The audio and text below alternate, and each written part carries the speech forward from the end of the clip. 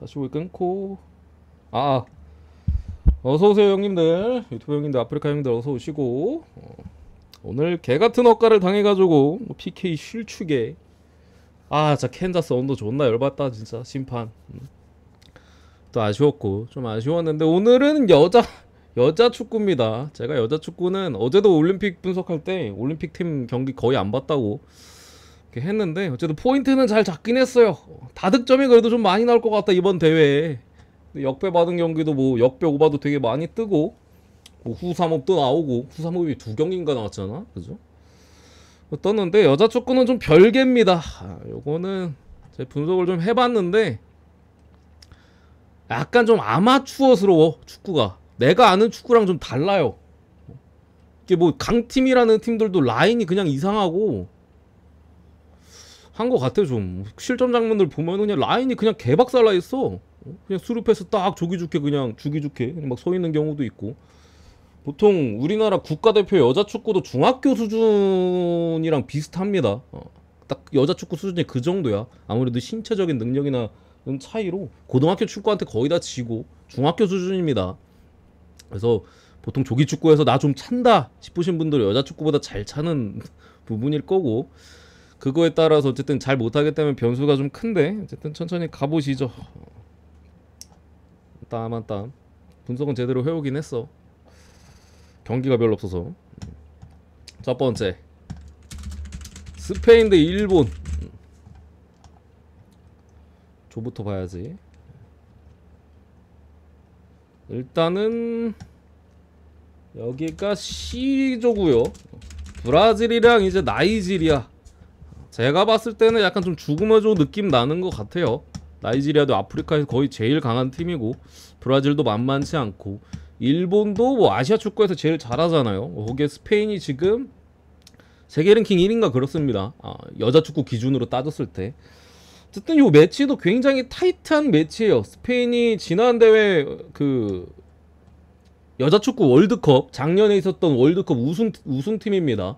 대신 이제 올림픽에서는 경험이 별로 없는 그런 사이즈인 부분인데, 뭐 공수 밸런스 기본적으로 당연히 좋고, 다만 라인이 높기 때문에 좀 뒷공간에 대한 노출, 뭐 빠른 선수들한테 약점 이런 것들을 좀 보여주는 부분이고, 일본 같은 경우는 그냥 아시아 축구팀의 전형이에요. 우리나라도 그렇고 뭐 전체적으로 뭐 월드컵 남자 축구 기준으로 따졌을 때도 끈끈한 좀 수비 쪽에서의 조직력 이런 것들을 보통 바탕으로 하잖아요. 똑같아. 일본도 약간 그런 색채. 기본적으로 수비에서의 조직력이나 그런 강점들을 뭐 바탕으로 좀 팀 스포츠 게임처럼 패스 위주로 일본 남자 국대랑 비슷하게 그런 식으로 맞대결을 펼치는데, 어쨌든 이 매치업 자체도 전력상으로는 스페인이 더 나은 건 맞아요. 배당이 좀 1점 지금 두 번 올라가지고, 두 번 올랐죠. 1.46에서 51, 54 두 번이나 올랐는데, 확실히 배당으로서의 메리트는 제가 볼 때는 크지 않은 매치인 것 같기는 해요. 참고로 지난 23년 그 여자 축구 월드컵에서 스페인이 우승했다라고 말씀드렸잖아요. 조별 예선에서 일본이 스페인을 4대 0으로 이겼습니다.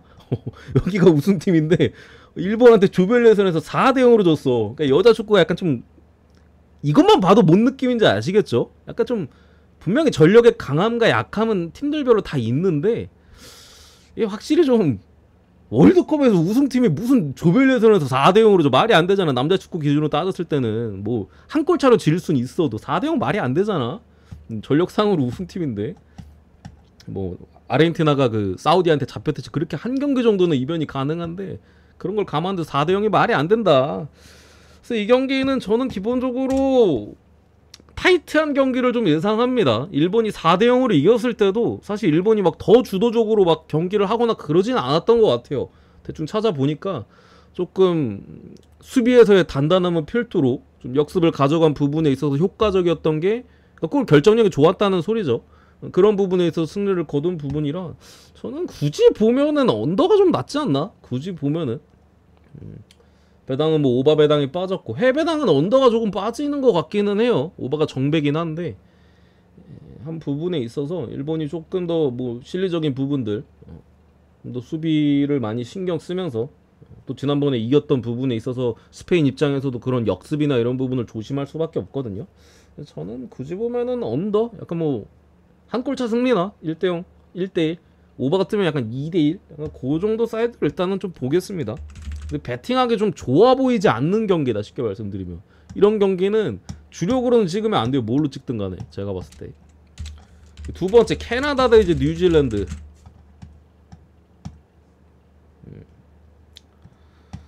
여기가 A조국 프랑스랑 콜롬비아가 있습니다. 기본적으로 뉴질랜드가 최약체고요. 프랑스 캐나다가 세고 다크호스로 콜롬비아 약간 요런 포지션이고 참고로 그 대회는 조 1, 2팀이 올라가고 3위 팀 중에 두 자리 그룹이 이걸 미리 말씀드릴 거거든요. A조, B조, C조 있거든요. 1, 2위 팀 8강 그리고 1, 2위 팀 8강 가면은 6개 팀이 가잖아요. 남은 2개 티켓을 3위 팀 중 3위 팀이 3팀밖에 안 돼. 근데 여자 축구라 그런가 이게 별로 없어. 3위 팀 3팀 중에서 2팀 꼽혀서 올라갑니다. 어쨌든 이런 부분이랑 캐나다 입장에서는 뭐 뉴질랜드 상대로 잡아야 되는 당연히 이 정도 배당을 받을 만한 전력인데 걱정거리는 있어요. 사실 캐나다 대표팀이 원래 존나 센 팀이었거든요. 다만 최근에 그러니까 지난 올림픽 우승팀이 캐나다입니다. 지난 올림픽 때 도쿄 올림픽이었죠. 우승팀인데 작년에 있었던 여자 축구 월드컵에서 조별 예선 탈락을 했어요. 캐나다가.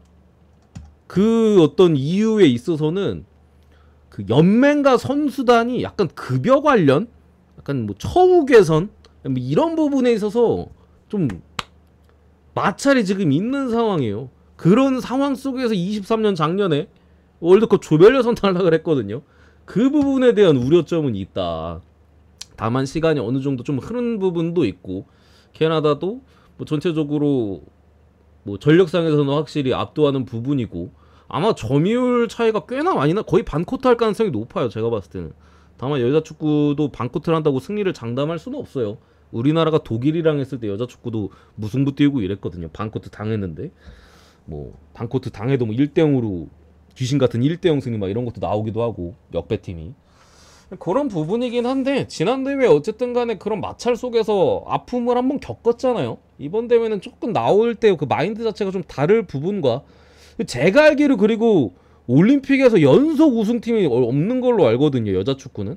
캐나다는 그 어쨌든 그 위치에 좀 있는 팀이다 보니까 월드컵에서는 뭐 개떡 실신 당했지만 올림픽에서는 조금 더 집중력 있는 경기를 할 가능성이 높다라고 봤을 때 글쎄요. 뭐 이길 가능성이 높다라고 봅니다. 캐나다 승에 뭐 마인승까지 전체적인 조직력이나 이런 게 그냥 좋습니다. 뭐 팀 밸런스도 그렇고 넘어가고 세 번째 나이지리아 대 이제 브라질 어디야? 아까 저 일본이랑 그 같은 조였지? C조고 일본 그리고 스페인 여기는 이제 스페인 1강 느낌의 그리고 약간 다크호스가 세 팀 다 괜찮아요. 세 팀 다. 그래서 약간 한끗 싸움으로 좀 갈 가능성이 높은데 그나마 일본이 조금 더 센 느낌이고 브라질이 아마 3위 자리나 4위 자리 나이지리아랑 놓고 경쟁을 할 텐데 나이지리아 같은 경우는 약간 좀 수비 지난 월드컵에서 23년 작년에 있었던 여자축구 월드컵에서 16강에서 떨어졌거든요. 근데 준우승팀인 잉글랜드 상대로 승부차기 끝에 나이지리아가 떨어졌습니다. 총 그러니까 조별 예선 3경기랑 16강 1경기를 치렀죠. 진 적은 없어요. 조별 예선 때 1승 2무로 올라갔고 잉글랜드랑 무승부를 띄워서 승부차기까지 갔으니까 잘 안 집니다. 기본적으로. 그때도 이제 실점 자체도 4경기에서 2실점인가 밖에 없었고 대신 공격력이 좀 아쉽죠. 어쨌든 대체로 이제 강한 압박을 통한 그런 수비보다는 약간 내려앉는 점유율에 좀 약해요. 약간 역수비 위주.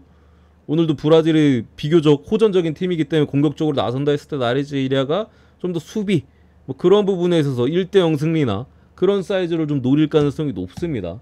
브라질 같은 경우는 이제 지난 여자 월드컵 때 조별 예선 탈락을 했고 그리고 이제 감독 교체를 하면서 조금 반등에 대한 흐름이 어쨌든 보여지는 부분인데 말씀드렸다시피 그냥 공격적인 팀이에요. 전방 압박도 어느 정도 하고 전체적으로 주도적인 경기 운영을 하면서 약간 좀 남자 축구는 옛날 삼바 축구가 없어졌잖아요. 근데 브라질 여자 축구는 조금 더 자유로운 축구 느낌인 것 같아요.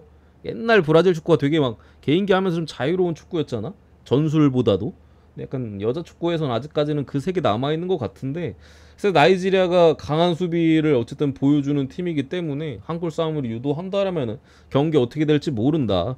이 경기는 언더가 그나마 괜찮지 않을까 싶고, 제가 봤을 때는 승패로 갈 거면은 약간 좀 무승부에는 약간 그쪽 라인이 어디가 이기든지 좀 한 골 싸움으로 갈 가능성이 좀 높을 것 같아서, 브라질이 먼저 넣는다면 나이지리아 역시 뚫기 어려운 흐름일 것 같고, 그래서 약간 무승부 묻찍고 치우거나 아니면 뭐 헬무 찍고 치우거나 그런 그림으로 좀 보겠습니다. 그런 그림으로 넘어가고, 독일 대 호주. 독일 대 호주가 B조였지. B조고, 여기가 미국하고 이제 잠비아가 있는 조인데, 주전 몇 명 빼서 16강 확정이라. 아, 일본 대 저기 그 스페인이 주전 몇 명 16강 확정이라 빼서 그랬던 거야? 어쨌든 뭐 그거 가만 정도만 했어. 그거를 막 엄청나게 점수를 주진 않았고. 어쨌든 독일 대 호주는, 여기서는 독일하고 미국이 세요. 그리고 그 다음에 호주, 그리고 잠비아가 좀 비교적 약체인 부분인데, 어쨌든 기본적으로 독일이 좀 유리하긴 합니다. 호주 같은 경우도 지금 그 주장이 부상으로 좀 빠져 있고, 뭐 전체적으로 호주 같은 경우에 이제 측면 공격이 상당히 좋고, 뭐 침투하는 움직임 전방에서 뭐 이런 것들이 좋은데, 걱정거리는 수비 라인이 되게 높아요. 이 여자 축구가 좀 주도적으로 경기 운영하고 강팀들이 그냥 다 똑같아. 수비 라인이 되게 높아. 그래서 뒷공간이 허물어질 때가 종종 있어요. 왜냐면 숫자가 별로 없으니까. 순간적인 역습이나 이런 것들로. 다만 이제 여자 축구가 되게 전방에서 압박을 강하게 했을 때 그걸 풀어나오는 움직임이 별로 약하긴 합니다. 개인기도 남자보다 좀 떨어지니까 제끼는 것도 좀 시원찮은 부분들도 있고, 거기다 패스도 킥력이 약하잖아. 남자 축구는 이제 반대 전환 빵빵 차가지고 순식간에 역습 나가는데, 여자 축구는 그런 것들이 별로 없어가지고 비교적 이제 라인이 높아도 막 남자 축구처럼 아예 막 순식간에 역습당해서 골 먹히고 이런 장면들이 많지는 않긴 하지만 뭐 종종 있긴 하다. 어쨌든 독일 같은 경우 상당히 공격적인 부분, 공격력이 좋고, 뭐 수비 스타일 자체도 공격적이다. 호주 같은 경우는 말씀드렸듯이 주장이 부상으로 빠진 부분인 것 같고, 여기도 점유율 축구예요. 호주 축구도 최근에 상당히 여자 축구가 많이 올라왔다. 다만 애초에 호주 애들이 막 속도가 빠르거나 그렇진 않아서 공수전환에 좀 약점이 있다고 하고요. 공격할 때 숫자 싸움을 많이 가져가서 많이 올라가는데, 거기서 이제 뺏겼을 때 역습 나올 때 상당히 좀 약점이 좀 있는 부분이고, 그러니까 백코트가 느린 부분도 좀 있고, 그리고 전방 압박이나 이런 거는 할 때도 있고 안 할 때도 있어요. 호주 축구를 좀 봤을 때는, 제가 봤을 때 지표들을 찾아봤을 때 약팀하고 할 때는 약간 가둬놓고 패고 싶어가지고 전방 압박하면서 그냥 패는 부분이고, 강팀하고 할 때는 말씀드렸다시피 공수전환에 약점이 있다고 했잖아요. 공격하다가 수비할 때 전환이 잘 안 돼서 숫자 싸움이 약하다고. 그래서 별로 안 올라가는 부분들이 있어. 압박하는 것보다도 빠르게 수비 쪽으로 뛰어 내려오거나 그런 부분들 해가지고, 이 경기도 호주 입장에서 어쨌든 간에 독일하고 왜 이 승부에서 패배하지 않는 게 중요하긴 하거든요. 지더라도 최대한 약하게 지는 게 중요하고, 3위로 또 진출할 가능성이 굉장히 높기 때문에, 그래서 이 경기 무승부의 사이드로 봅니다. 독일이 유리하다. 다만 팰 수 있느냐에 있어서는 조금 의문부호가 있는 부분인 것 같아요. 굳이 따지면은 뭐, 그러니까 약간 좀 애매해. 이게 무승부를 찍을지 독일 승으로 갈지 좀 고민을 해서, 솔직히 무엠무랑 독일 승리랑. 저는 그래도 여자 축구라서 변수가 좀 있는 것 같아서 무승부emu 쪽으로 좀 본 거고, 뭐 승으로 찍어도 솔직히 무방하긴 하다. 약간 그렇게 보시면 될 것 같아. 독일이 유리하다. 호주가 수비에서 엄청난 강점이 있는 부분까지는 모르겠어가지고. 근데 독일이 어쨌든 지난 대회 때도 탈락했거든요. 여자 축구 우리나라한테 비겨서 탈락했어. 반코트 했는데 못 들어가지고. 약간 옛날에 그 남자 축구 월드컵 때도 우리나라 그냥 완전히 수비만 하다가 손흥민 철퇴로 이겼잖아요. 2대0으로. 그런 느낌의 무승부였던 것 같은데, 경기 대충 찾아보니까. 어쨌든 그렇고, 다섯 번째 프랑스 대 콜롬비아.